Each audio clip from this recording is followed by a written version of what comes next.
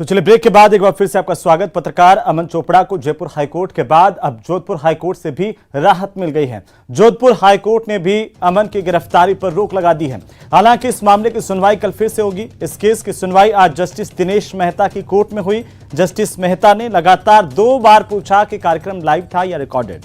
इस पर कोर्ट को बताया गया कि कार्यक्रम लाइव था। 27 मिनट चली सुनवाई के दौरान जस्टिस मेहता ने 2 अहम कमेंट किए हैं। सरकारी वकील की दलीलों पर जस्टिस मेहता ने कहा कि लाइव कार्यक्रम में कोई अन्य व्यक्ति टिप्पणी कर दे तो एंकर को कैसे दोषी ठहराया जा सकता है। साथ ही कहा कि आप 302 के मामलों में आरोपियों को गिरफ्तार नहीं कर रहे, पत्रकारों को गिरफ्तार करके क्या करना है। सुनवाई के दौरान अमन के वकील ने गिरफ्तारी पर रोक लगाने की अपील की तो सरकारी वकील ने कोर्ट में कहा कि गिरफ्तार नहीं करेंगे लेकिन रोक नहीं लगाएं। वहीं कोर्ट ने कहा कि आप 302 के मामलों में आरोपियों को गिरफ्तार नहीं कर रहे, पत्रकार को गिरफ्तार करके क्या करना है। तो जोधपुर हाईकोर्ट ने अब रोक लगा दी है गिरफ्तारी पर। कल फिर से सुनवाई होगी। इससे पहले जयपुर हाईकोर्ट अमन चोपड़ा की गिरफ्तारी पर रोक लगा चुका है। तो चलिए आगे बढ़ेंगे। अमन चोपड़ा के मामले में बीजेपी के प्रवक्ता शहजाद पूनावाला ने बड़ा बयान दिया है। उन्होंने कहा है कि राजस्थान की सरकार अमन चोपड़ा जैसे स्वतंत्र पत्रकार को पुलिस के जरिए दबाना और डराना चाह रही है और आज के हाईकोर्ट के फैसले का स्वागत है। से प्रेरित होकर एक पत्रकार को डराने धमकाने के लिए बार बार उसका गलत इस्तेमाल किया जा रहा है। आज सवाल यह पैदा होता है कि राजस्थान नंबर 1 है महिला अपराध में, राजस्थान नंबर 1 है महिला उत्पीड़न में, राजस्थान नंबर 1 है दलितों के उत्पीड़न में, राजस्थान में आए दिन करौली जैसी हिंसात्मक घटनाएं होती है। इसमें पुलिस का काम ज्यादा जरूरी है, परंतु एक पत्रकार को कैसे डराया जाए, उसको किस प्रकार से प्रताड़ित किया जाए, इस भावना के साथ आज भी राजस्थान की पुलिस नोएडा में, दिल्ली नोएडा में क्यों है? क्यों अशोक गहलोत जी अब इस आदेश के बाद भी उन पुलिस वालों को बुलाकर जो असली काम है उनका वो नहीं करने दे रहे हैं? तो कहीं ना कहीं ये कांग्रेस पार्टी की तानाशाही मानसिकता है, इमरजेंसी वाली मानसिकता है कि बार बार लोकतंत्र के चौथे स्तंभ पर हमला करने के लिए वो पुलिस का एक गेस्टापो फोर्स की तरह गलत इस्तेमाल करती है।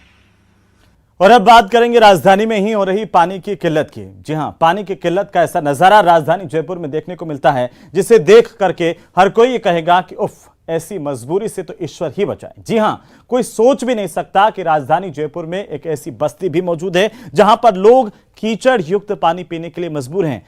हमारी खास रिपोर्ट देखिए।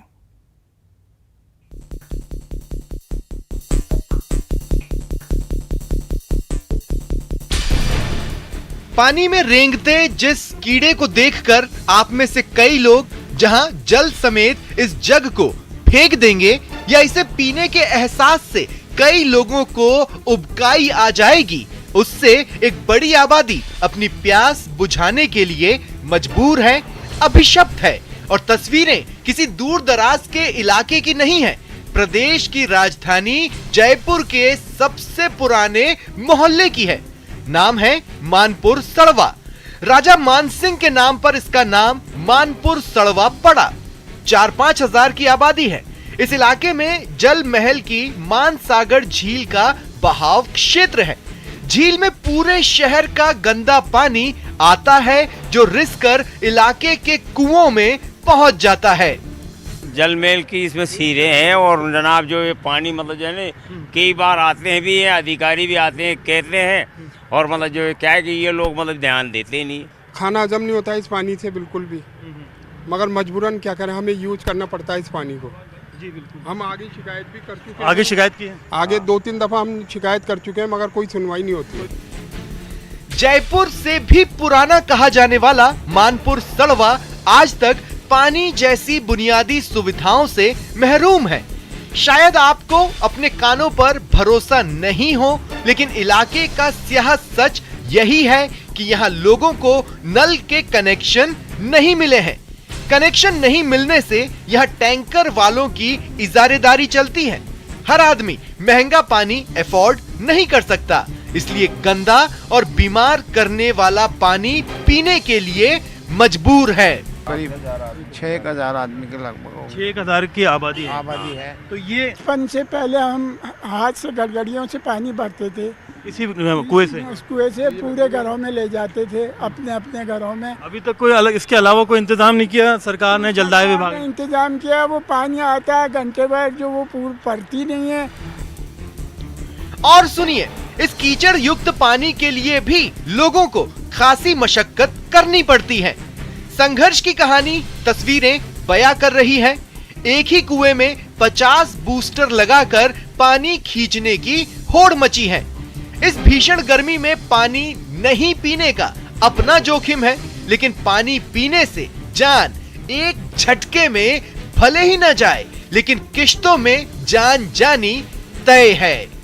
जी हाँ, गंदा पानी पीने से लोग बीमार हो रहे हैं और जिम्मेदारों से शिकायत कर रहे हैं, लेकिन कहीं कोई सुनवाई नहीं हो रही।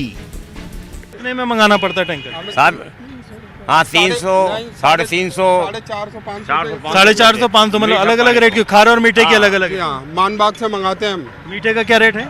मीठे का 500 रुपए और खारे का? खारे का 300, 350 से कम आता नहीं। जी बिल्कुल, आप देखिए कि ये स्थानीय लोग हैं, काफ़ी समय से कोशिशें की जा रही हैं, और जैसा कि नज़ारा आपने देखा कि इतने बूस्टर वो सिर्फ इसलिए कि ये इस बचे कुचे कीचड़ के पानी को, जिसके अंदर फ्लोराइड है, कई तरह की बीमारियां हैं, यहाँ के लोग परेशान हैं कि ये हालात हैं जयपुर के अंदर मानपुर सड़वे में। आप सोचिए कि जो पानी आता है टैंकर के ज़रिए, जो मुफ्त वितरित किया जाता है, वो लोगों को नहीं मिल पा रहा है। पानी की सप्लाई पूरी कॉलोनी में अभी नहीं हुई है, ना समय पे उससे बीसलपुर से पानी लोगों को पहुंच पा रहा है। उम्मीद की जानी चाहिए कि जलदाय विभाग इन हालात पर जो देख करके ग्राउंड जीरो पे कुछ सुधार करेगा और लोगों को इस तरह का कीचड़ का पानी पीने पर मजबूर ना होना पड़े, ऐसी कोशिश की जाएगी। कैमरा पर्सन दिलीप चेची के साथ में अरबाज अहमद, न्यूज़ 18 के लिए जयपुर से। और अब खबर कोविड सहायकों के 40 दिन से राजधानी जयपुर में चल रहे धरने की।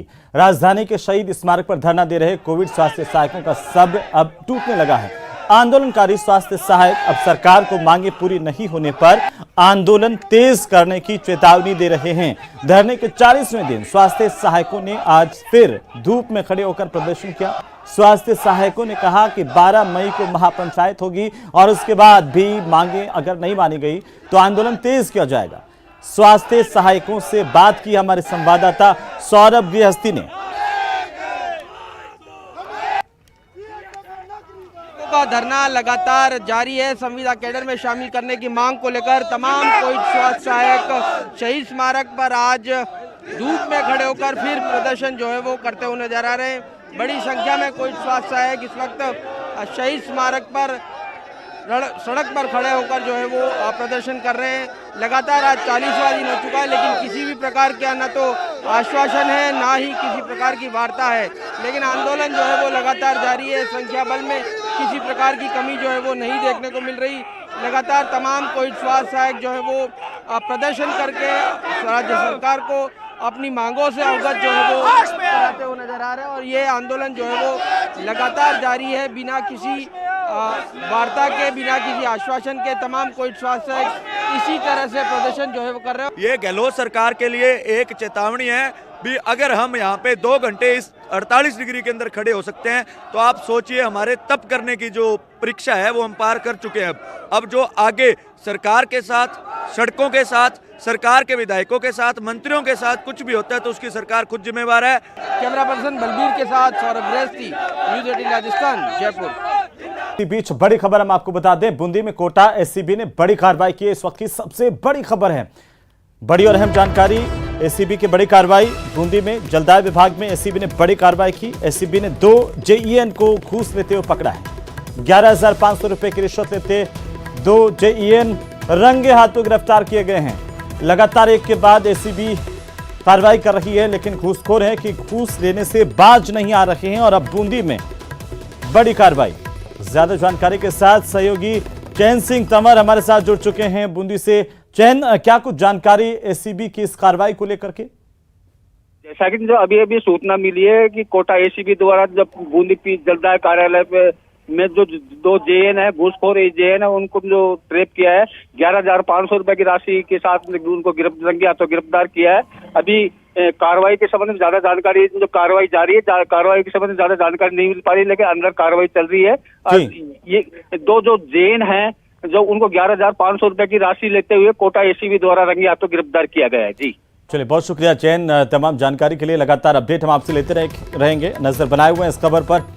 तो बूंदी में जलदाय विभाग में एसीबी ने बड़ी कार्रवाई की है। 2 जेईएन को रंगे हाथों गिरफ्तार किया गया है।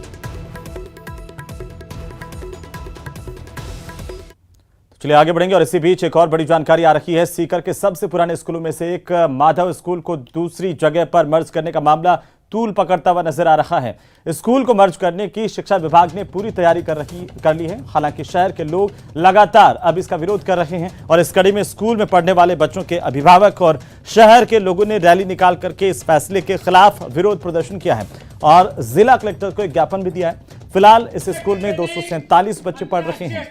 तो स्कूल मर्ज करने का विरोध स्थानीय लोग कर रहे हैं। शिक्षा विभाग के इस फैसले का विरोध अब लगातार बढ़ता जा रहा है और इस फैसले के खिलाफ लोग सड़कों पर उतरे, नारेबाजी की, स्कूल को मर्ज नहीं करने की मांग की है।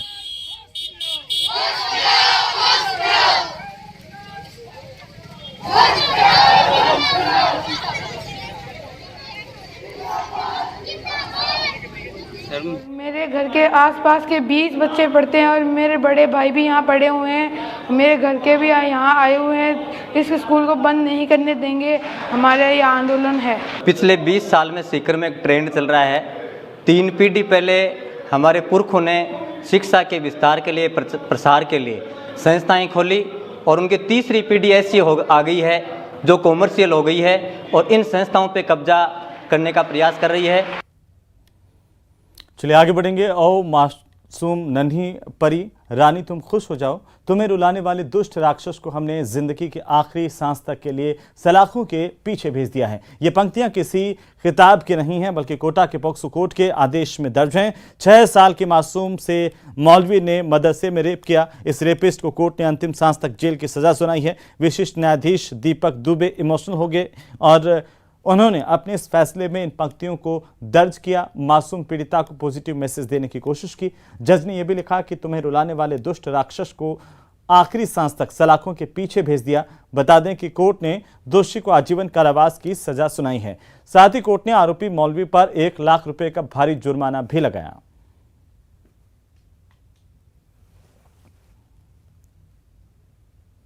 तो इस फैसले को सुनाते वक्त जज खुद भावुक हो गए और इन पंक्तियों के जरिए एक पॉजिटिव मैसेज देने की कोशिश उन्होंने की है। थाने में दर्ज मामले है जिसमें पीड़िता नाबालिग 6 वर्षीय थी, जिसमें दुष्कर्म का मामला था, जिसमें न्यायालय ने गंभीरता से देखते हुए मुलजिम को शेष प्राकृतिक जीवन आजीवन कारावास की सजा से दंडित किया है। मुलजिम मदरसे में मौलाना का काम करता था। जो 6 वर्षीय बच्ची जो उसके मदरसे में पढ़ने आती थी उसके साथ अकेली देखकर उसके साथ इस तरह का दुष्कर्म किया था। तो सीधे लिए चलते हैं आपको कैबिनेट मंत्री प्रताप सिंह खाचरियावास क्या कुछ कह रहे हैं, सुन लेते हैं। किया गया है, ये इस तरह के रूल्स बनाए गए कि जिसमें अलग अलग, कुछ में से तो 10 जो इंटरव्यू के मार्क्स ही खत्म कर दिए, बिल्कुल खत्म कर दिए, कुछ में रखा गया है और जिनमें खत्म किए गए उनके मैं आपको डॉक्यूमेंट दे दूंगा किस किस में खत्म किए गए। इसमें अभी आरएस की परीक्षा राजस्थान एडमिनिस्ट्रेटिव सर्विस को नहीं लिया गया, उसमें बाद में विचार होगा। इसमें जिनमें इंटरव्यू के एग्जाम खत्म किए गए जिससे ट्रांसपेरेंसी आए, पढ़ने वाले बच्चों में इस तरह की बात नहीं आए और 10% तक अंक की इसमें इंटरव्यू के लिए रखे गए हैं। ये एक प्रस्ताव पास किया गया है। सीधी भर्ती में साक्षात्कार का प्रावधान हटाए जाने एवं कुछ पदों पर साक्षात्कार का भारांक अधिकतम 10% निर्धारित किए जाने हेतु विविध सेवा नियमों में संशोधन का सेकंड प्रस्ताव लिया है। एक प्रस्ताव पास किया है। झालावाड़ अस्पताल और मेडिकल कॉलेज सोसाइटी का राजमेस में आपस में समायोजन आमिलन किया गया है। चौथा प्रस्ताव लिया गया है, पैरा ओलंपिक खेलों में पदक विजेताओं को इंदिरा गांधी नहर परियोजना में निःशुल्क। तो चलिए बहरहाल इस बुलेटिन में इतना ही। आगे आप देखिए प्राइम डिबेट। नमस्कार।